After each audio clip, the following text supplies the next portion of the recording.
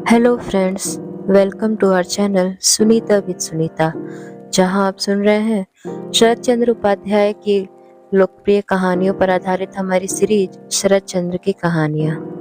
इसमें हमने अब तक कई कहानियों को पढ़ा। आइए आज सुनते हैं हमारी नई कहानी पांचों की माँ। रस चक्र की गोष्ठी में शरत बाबू अक्सर अपने जीवन की विचित्र घटनाएं सुनाया करते थे। एक दिन उन्होंने निम्नलिखित बैठ की कहानी सुनाई। रंगून से वापस आने के बाद मैं शिवपुर में रहने लगा। एक दिन सवेरे गुरुदेव रविंद्रनाथ ठाकुर के आदेशानुसार उनसे मिलने के लिए उनके जोड़ा सांको वाले मकान में गया। काफी देर तक इधर उधर की बातचीत करने के बाद जब मैं चलने के लिए उठ खड़ा हुआ तो ठीक इसी समय ठाकुर वंश के ही कोई सदस्य, इस समय मैं उनका नाम भूल रहा हूँ, फिर भी विश्वास है कि वो प्रमुख सदस्य ही थे, उस कमरे में आए। कवि ने उनसे कहा, जाओ शरत को सड़क तक छोड़ आओ। कवि के पास काफी देर तक बैठे रहना पड़ा, इसलिए चितपुर रोड के पास आकर सोचा ट्राम या बस की सवारी न करके पैदल ही चल चलूं, इससे हाथ पैर की कसरत हो जाएगी। जो सज्जन मुझे पहचान पहुंचाने आए थे, जब उन्हें यह मालूम हुआ कि मैं पैदल चलना चाहता हूँ, तब उन्होंने कहा कि चलिए कुछ आगे तक आपको पहुंचाऊं। बातचीत करते हुए हम कहाँ तक बढ़े इसका ख्याल ही न रहा। अचानक बगल की बस्ती पर नजर जाते ही परिचित से मालूम हुई और साथ ही नारी कंठ स्वर सुनाई पड़ा, दादा ठाकुर, दादा ठाकुर। पांचों की माँ जमीन पर सिर टेक कर प्रणाम करती हुई बोली, आज बड़े सौभाग्य से दादा के दर्शन हुए। आप भी खूब बड़े हैं दादा, हम लोग को भुला बैठे। भला बताइए तो यहाँ कितने दिनों से नहीं आए हैं। आज अब छुट्टी नहीं मिलेगी, अब मेरे साथ घर चलिए। पांचों की माँ से जान छुड़ाना कठिन होगा, यह जानकर अपने साथी से कहा, अब आप लौट जाइए, मैं चला जाऊंगा। फिर पांचों की माँ ने कहा, तुम चलो मैं आता हूँ। ठाकुर घराने के सदस्य महोदय तो मेरी बात सुनकर अवाक रह गए। पांचों की माँ का बातचीत का ढंग और आचरण देखकर बोले, शरत बाबू, क्या ये लोग आपके परिचित हैं? क्या आप इनकी बस्ती में रहते थे? मैंने कहा, क्या करूं, अब आप ही बताइए।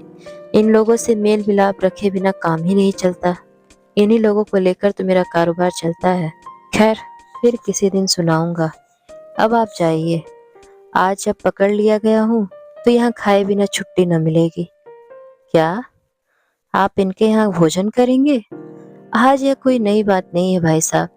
इसके बाद वो वापस लौट गए और मैं पांचों के मकान की ओर चल पड़ा।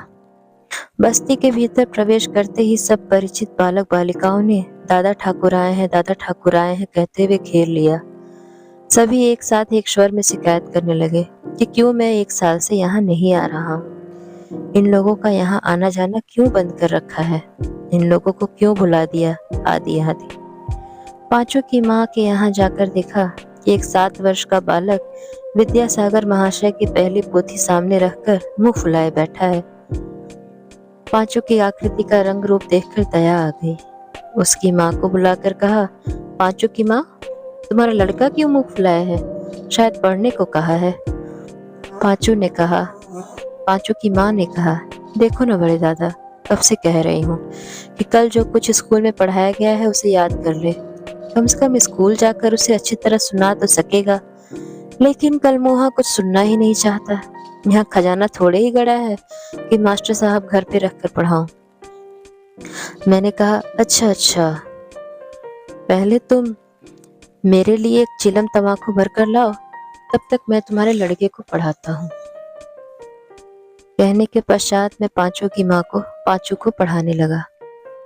चिलम तैयार करके मेरे हाथ में देते हुए पांचों की माँ बोली, अब आप ही बताइए ना बड़े दादा, इस शैतान को मैं कितना समझाती हूँ कि ज्यादा पढ़ चाहे न पढ़, कम से कम पहली दूसरी पोथी तक पढ़ ले।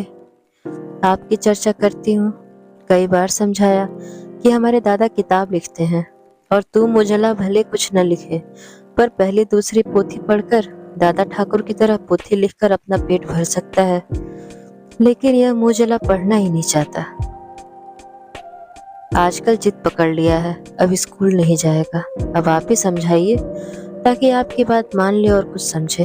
तब तक के लिए मैं आपके लिए रसोई पानी का इंतजाम करती हूँ। मैंने कहा, बहरहाल तुम्हारे पांचों को तो मैं समझाता हूँ, मगर खाने पीने का इंतजाम क्यों करने जा रही हो? आज वो सब रहने दो। पांचों की माँ ने कहा, यह नहीं हो सकता दादा ठाकुर, आज आप कितने दिनों बाद आए हैं, बिना खिलाए तो आपको न जाने दूंगी।